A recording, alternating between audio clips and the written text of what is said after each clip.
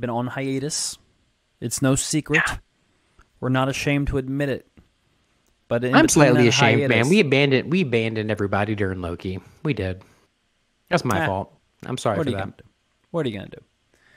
But watch Loki. A lot of shit has dropped. A lot of TV shows, movies, video games, everything. I mean, it's been a ton. Trailers, yeah. It's just a ton of stuff has dropped, and content galore. We're not going to do individual videos of each and every one of these things that we passed up on, but I definitely think we should just Krispy Kreme wax excited. Right? Yeah, wax excited about all these awesome things that we have over it. We've been watching.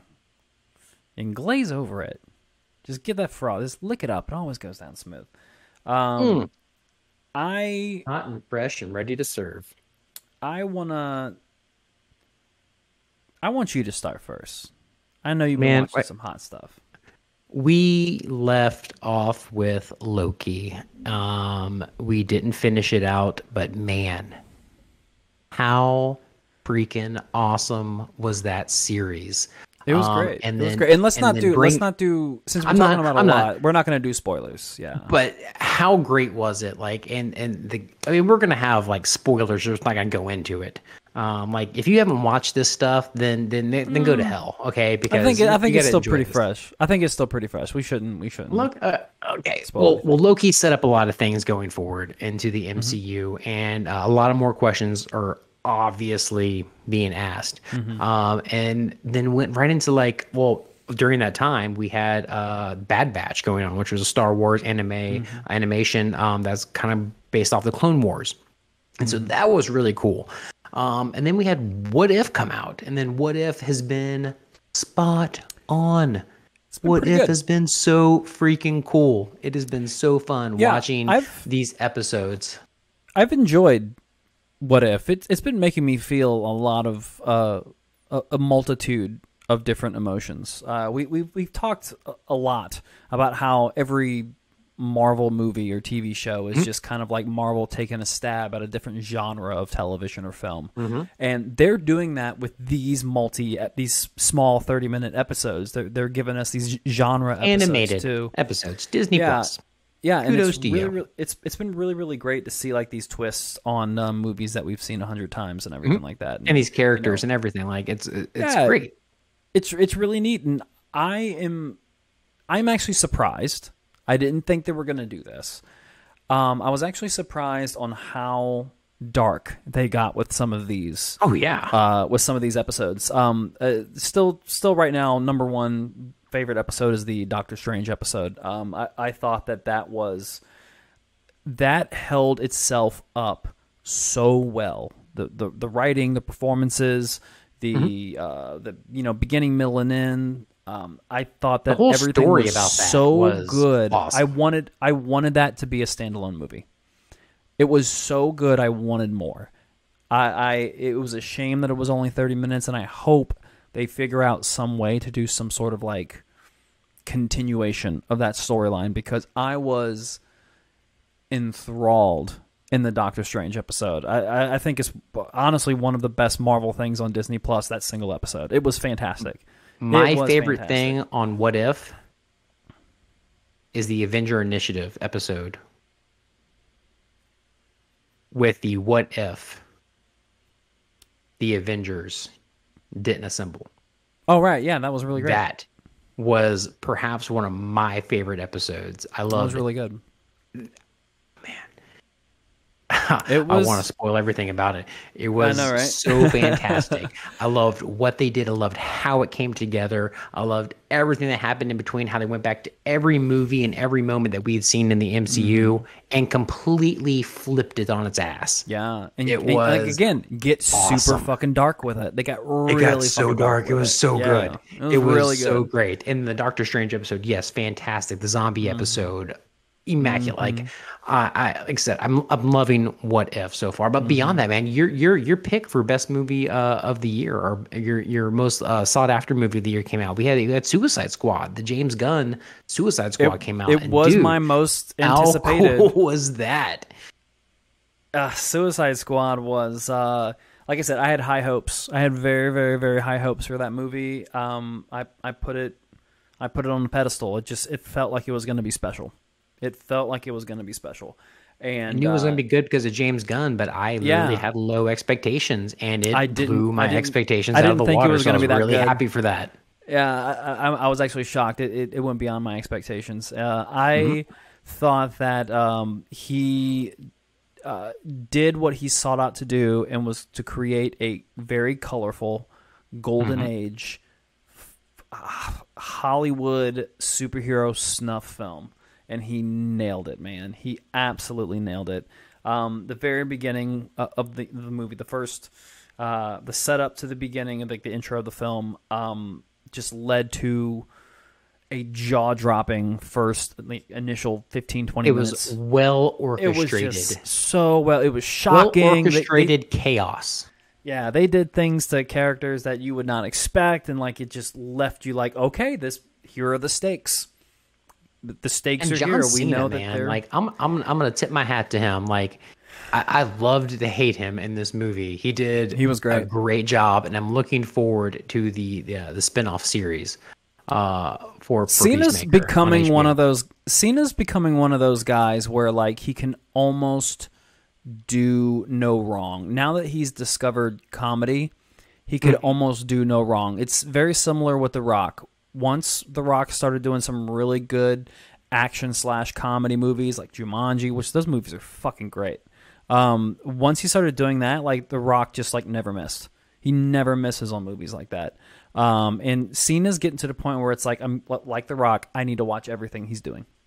I just like it. Now, if he's doing a straight up serious or drama or something like that, maybe I'll miss it, because I think he found his niche, funny and fun action.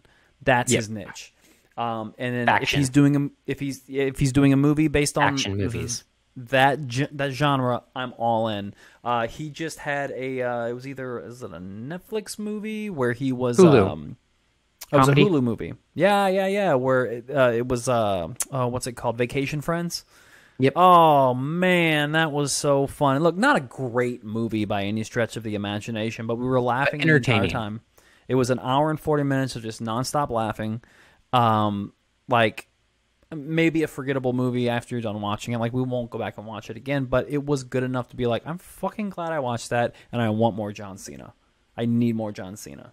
So during the hurricane, I want to take a step back. During the hurricane, with no internet, no access to any streaming services or anything like that, had to old school it and go back to some DVDs and Blu-rays and things like that. Shit. So physical media. I rewatched Spider-Man, the Tobey Maguire original. Then I rewatched The Amazing Spider-Man with Andrew Garfield. Then I watched Homecoming with Tom Holland. Then I watched Spider-Man 2, the Doc Ock version. Then I watched The Amazing Spider-Man 2 with Electro. And then I watched Far From Home.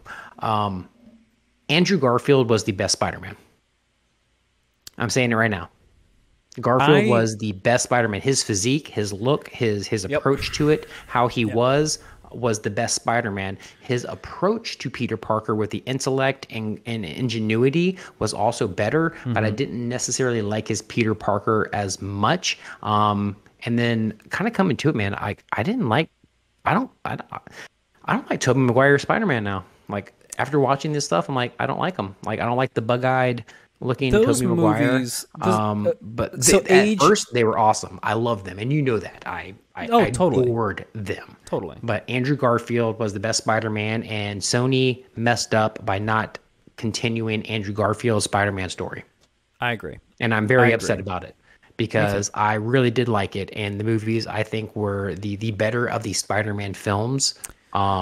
Of course, the villains in different ones. The Doc Ock was one of the best villains ever. I loved the Vulture. I loved Mysterio, but I really did. I wanted to see the Andrew Garfield series continue more. That was just a quick thing, because if only they would give Andrew Garfield another chance.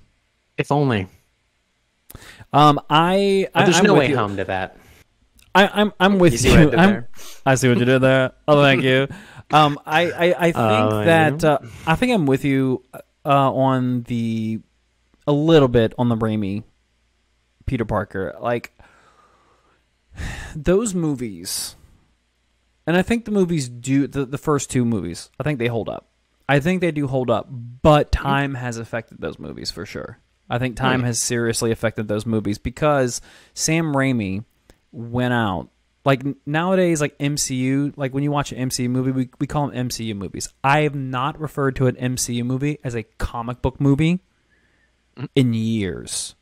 They are a legitimate genre. It's the MCU. They're not comic book thing. Like I just don't. They're so good. They've transcended the idea of comic book movies. Like games based off of video game adaptations, I still call them video game movies because they have not transcended yet. Right. The MCU has, but the Sam Raimi Spider-Man movies, are comic book movies. They're probably the best example of comic book movies, but they are comic book movies. They try to make a motion comic, essentially, like the Green Goblin flying away. I'll get you, Spider-Man. Like it's so comic booky. It's so comic booky, and it's good. Like it's really, really good. But it does show its age, and that version of Peter Parker definitely is plays victim to that style and that age of movie. Yeah, it is super hokey. I mean, all the acting is very, very over. It's almost a satire, essentially. It kind of is a satire. But I think I'm with you. I think I love the Garfield, Peter Parker, and Spider-Man a lot more. It was excellent, man. Than the general public does. I think he gets a bad rap. I loved, especially with like it was a different Parker. It was more of the Ultimate Spider-Man. It was him and Gwen Stacy, which was very, very new for us. And I thought we got a great Gwen Stacy. But that's also very original. That's so old school. That was Parker's original romance before Mary Jane. I mean, so anyways, indeed. but Garfield, like I said, I think he nailed it, and just the presentation, the physique, even that opening scene of Amazing Spider-Man 2 where he's falling and you see the ripples in the uniform. You see, like, that was. I don't like the Amazing Spider-Man 1 outfit. I like the Amazing Spider-Man 2 outfit. I liked it. I liked it all. I thought it was fantastic. Lazar was an awesome enemy. There was a lot of things, but hey, No Way Home. We're gonna get a culmination of all this. I can't wait. They can deny all they want. All they want. We're getting a culmination of all this, and we are, and we're getting Mephisto. And we, I don't know about Mephisto, but we're getting the culmination. Mephisto. Yeah. Every time I see a hexagon in real life or in a movie, I'm like Mephisto. It's confirmed. Mephisto confirmed. Mephisto. We got that. So we got that trailer. We did get the Spider-Man trailer finally. It came a lot later than expected, but we did August get 17th. it. And WandaVision marked that for us. It did. Yeah. That was the heart on the calendar. No, actually, it was August 23rd. It was on my birthday. Whatever the date was. Yeah. It was your birthday. Whatever. Yeah. So we got that 17th, trailer. 23rd. It looks like it's going. This is one of the first Marvel movies that we have received that's going to take place pretty much immediately after the previous movie, which is cool. I like that. It's just going to be an immediate continuation of the last film. I'm very interested in how Peter Parker is going to get out of the whole situation with everybody knowing who he is and him being kind of like a fugitive, and then how Doctor Strange's spell is going to fit into clearing him, and also at the same time, if it even is Doctor Strange, if it even is, who I think it is. I think people are kind of digging a little too. It's not very Doctor Strangey. People are pulling out the tinfoil hats a little bit more than I expected. And I also think that Marvel is messing with us too. I do believe that they are giving us misinformation, especially with trailers, which they have before. Oh, they do that all the time. Tell me and tell us about Shang-Chi, because I haven't been able to watch it because there's no theaters open around me. But my friend Travis here did get to go watch it. Yeah, and so I did see. Tell us about that experiment, because Black Widow came out too. Yeah, but didn't he Oh, We Black totally Widow. skipped that. It was People awesome. are shitting on Black Widow. I thought Black Widow That was fucking fun. awesome. That was I a loved great it. movie. I enjoyed the hell out of it. The Red Guardian was fantastic. Oh, he was awesome. Scarlett Johansson, and then old chick Pugh or whatever her name is coming Florence into the Pugh new was Black Widow great, position. Is going to be great. And just the jabs and everything that was going on in that movie was great. Loved the movie. Nobody should have put down on it. Definitely a must watch, especially going into the next phase. I wish. I just feel like they did Scarlett Johansson shitty in multiple ways. They By the movie not coming out sooner. Not coming out sooner, not giving her that opportunity. Like when in the chronological order that it should have been after. It should have been after Civil War, and not releasing that in proper order. It was just kind of like a slap in the face. Like it was almost like a consolation prize. Like, all right, we'll throw you a movie since you're leaving us and everything. And then, most of the movies have been out of chronological order in the first place. So I'm not as bad as that. Not as bad as that. Not as bad as that movie. This movie is like way out of order, and like it's Captain Marvel was like technically the first movie besides it's a period piece. Captain America that doesn't count. It's a period piece. It's supposed to be a '90s movie. It's by design. It's by design. Hey, I'm just defending my boys at Marvel. Okay. I'm just saying that I think that they did her wrong, and I think she knows that. That's why she's in a legal battle with them. I think them having this be the only movie that was a simultaneous release on Disney Plus versus the theater. They had to at the time. Just fucking delay it. It's already delayed enough. What would have been another month? Theaters weren't even open. They didn't know if theaters were going to even have the ability to be open. Yeah, I don't know. I just feel like it wouldn't have. I would have been pissed waiting even longer, and that's what everybody else was clamoring for it. It wouldn't affect any type of timeline. If they would have waited, it would have made bank. It would have been a top-grossing movie. It would have affected her contracts. She would have gotten fucked up. Uber boost by going to the theaters. Yes, I agree. Yep. And it was boo-hoo for the millionaire Scarlett Johansson. I feel so bad for her. Look, she does a job. Some people get paid more than others. It was a good movie. It was a good movie. No, I loved it. I enjoyed it. The climax of that was just pretty much everything falling on the ground for 20 minutes was just like stellar, like rock solid, great action. I think it's one of the best action set pieces that we've ever had in the MCU. I thought it was fantastic. It was so good. And everybody gave a lot of flack with Taskmaster too. I love the Taskmaster in that. I like the twist. The little twist, might have been whatever, but still, Taskmaster was Taskmaster. I like the twist. It was still the same character premise. Anyways, but Shang-Chi. Shang-Chi was how awesome was that? Because I know it looks freaking superior. I will tell you right now, it is my favorite solo character origin movie that we've ever gotten in the MCU. Easy, by far. I can say that for sure. It's not my favorite MCU movie. It's favorite solo origin movie. Yes, it's not my favorite solo movie. I still think Winter Soldier. No, Homecoming's really good. That wasn't solo. Homecoming's really good though. But yeah, solo origin movie. It is by far my favorite. By far my favorite. I don't think I like it more than movies like Ragnarok or anything like that. Like those are like really, really special solo movies. But Shang-Chi is right up there. Simu Liu is going to be a huge welcome addition. I thought that the storyline that was going on between him and the villain was great, and we get one of the better villains as a character with motivations, with a complex past. Like there are reasons. Killmonger action, huh?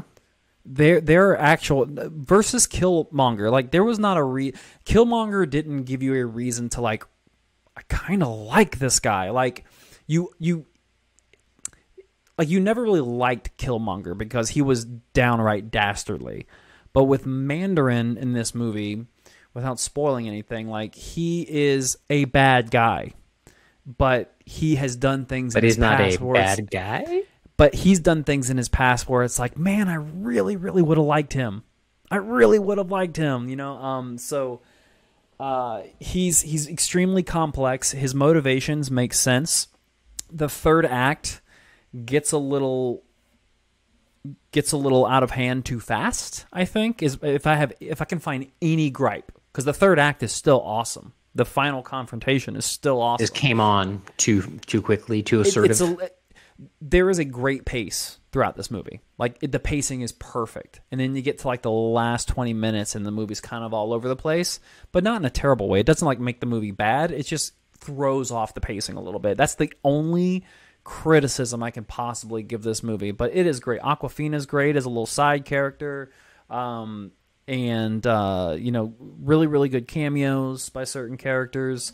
Probably the first post-credit, there's 2 post-credit scenes. The first post-credit scene is the most substantial post-credit scene with a lot of questions that we've received in the MCU in about 5 years.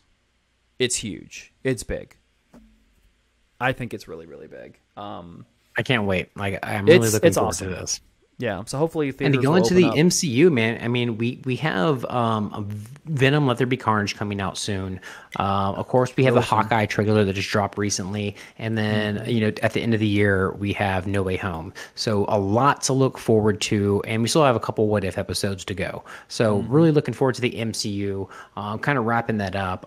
Just a quick note: I did go back and rewatch Aquaman on 4K. Never seen it. Blu-ray. It's garbage. I hate it. I thought the 4K would make it better. It did not. No. It's just not just good. But I'm not going to gripe on DCEU. They've had their problems and issues, and we know that. And they have a couple of winners too. Like it's so. I just weird. wish they do better. Just come on, DC, do better. Like, we have such great characters who have been a part of our lives forever. Just do better. But a non-superhero related show that has come out. I didn't watch it last year. I just started recently watching it. And I have to mention that if you are not watching this show, you are literally missing a wholesome piece of just entertainment. And I didn't expect it at all. I watched this on a whim, just be like, okay, I'm just going to do it. Apple TV. There's a little show called Ted Lasso. Oh yeah. And this show blew me away. It is funny.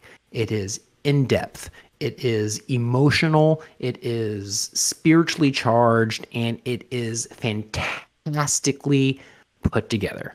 It is an amazing show. I cannot say enough about it.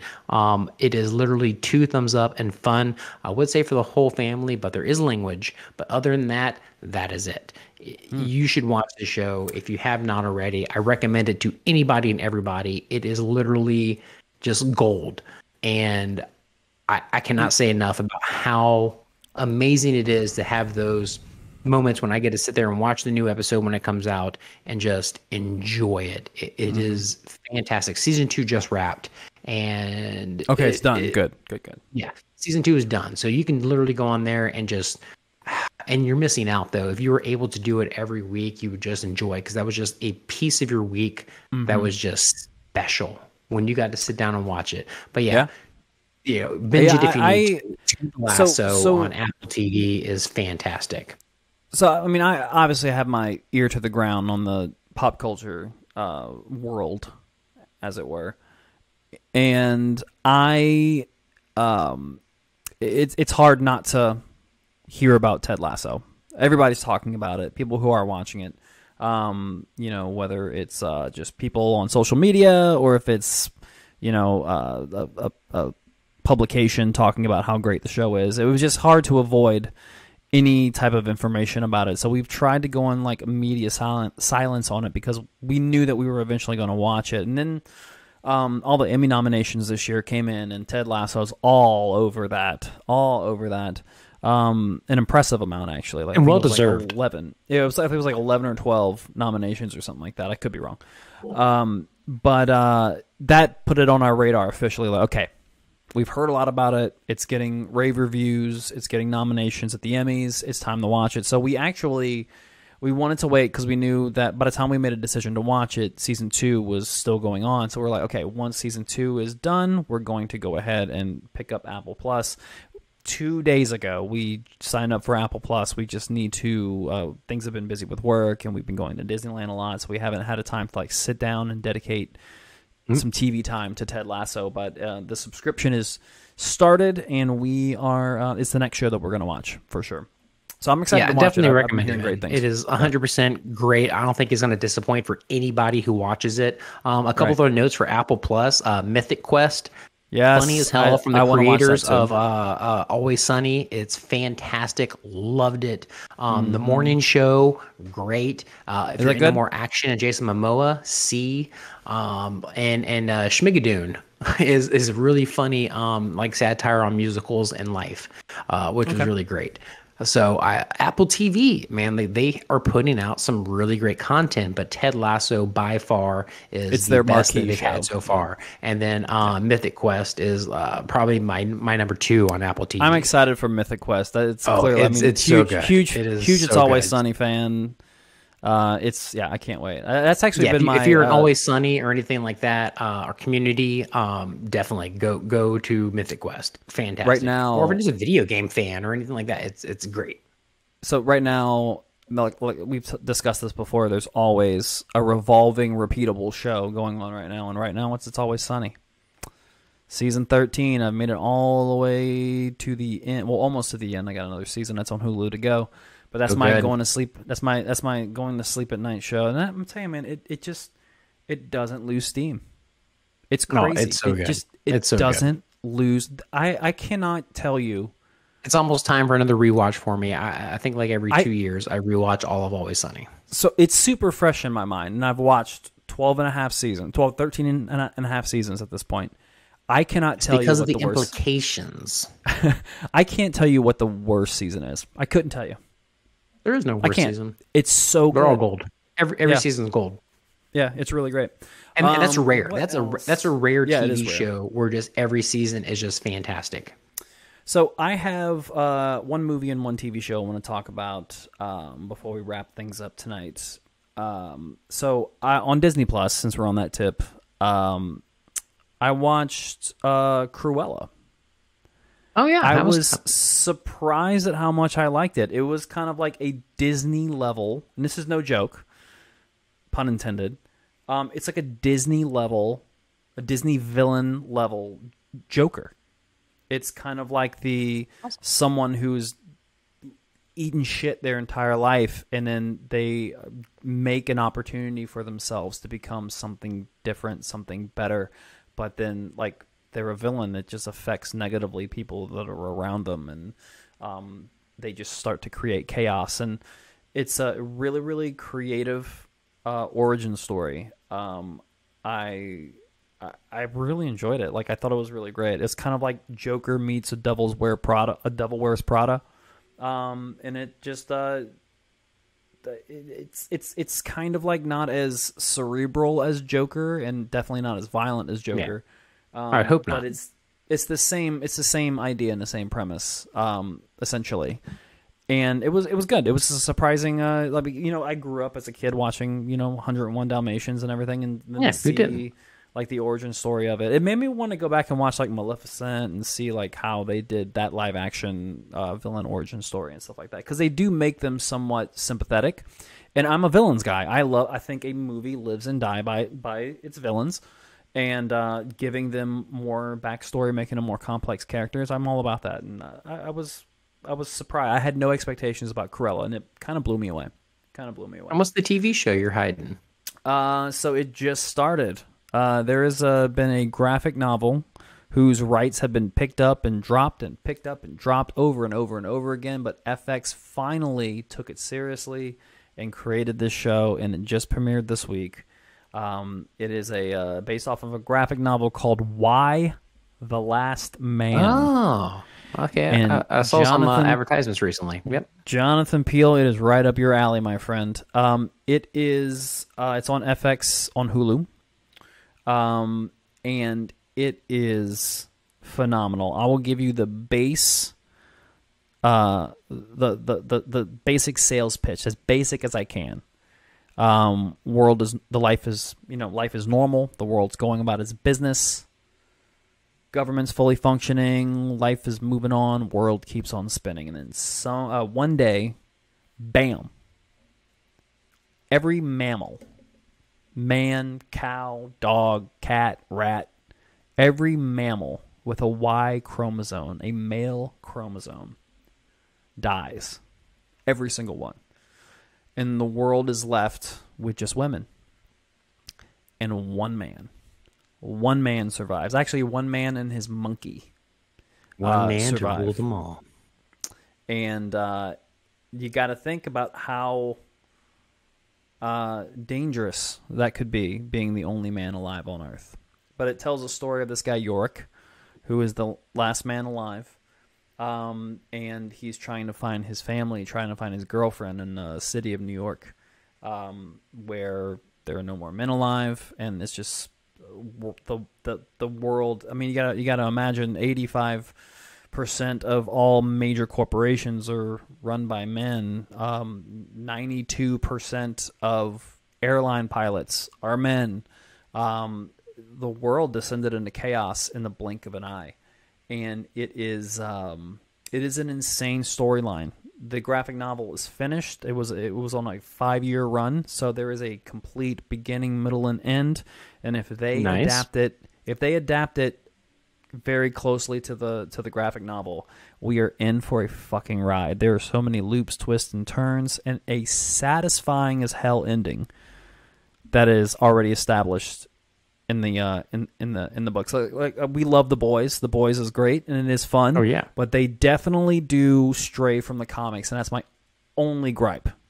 That's my only gripe with the show. Yeah, I think the comic books, the issues that I got into, well, like, wow, this is really different from the show. I think the comics are really, really good, and I think it would make a very fun show. I think it would make a very, very fun show. So they stray away. They may in season 3 start. They may in season. They've done some things, set up some pieces for The Boys season 3 to actually kind of start paralleling, to where like season 1 and 2 acts more like a origin story of The Boys and their situation with their altercations with the Seven, and then getting into the comic book storylines. Like they may start doing that. I'm interested. But yeah, Why the Last Man? They premiered the first 3 episodes, and then after that, it's just weekly. But yeah, I binged those first 3 episodes. It's a phenomenal show, and like it's kind of like the tone and everything is up there with The Walking Dead, but there are so many more different levels to it because there is an American government still, because it's now run by women, and there are certain political issues and power struggles going on there. They hit on a lot of current events and different, they try to match personalities, like especially on a political side, they try to match personalities of people in real life to kind of be like, okay, well, that's relatable because this kind of person really exists in the real world and everything, so it's very believable. There's a lot of there's some action down the road. There's your Walking Dead post-apocalyptic type survival that's going on as well. It's just it's a almost like a mishmash of genres in a show, but they don't do too much. They don't overwhelm you with too much. And it's just it's a great story, and I'm very happy that it is. Well, sounds like a fun ride.